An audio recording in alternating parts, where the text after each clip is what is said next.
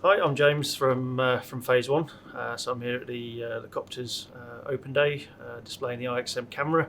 So the IXM camera is latest range of UAV cameras for both inspection and mapping application. They do a really great job for mapping and also for unique inspection applications. So one very good example is for the current efforts on the network rail, taking the camera to both inspect and map the geometry of the track in a 3D aspect. And this has really helped in the industry to save a lot of time for the end users of the data in terms of how quick they can get their data in comparison to traditional methods. So, yeah, a lot of interesting applications for the camera as well. Wind turbine inspections, power line inspections, but yeah, certainly the data coming back from the railway track geometry is impressive stuff.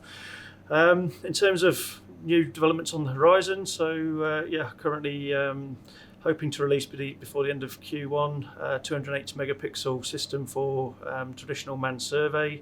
Nothing currently on the horizon for UAV, but certainly looking for those new applications and new ways of using our camera. So if any of you guys out there have any thoughts, and Phase One is certainly willing to support you in your task and endeavour of finding new ways of using capture of imagery.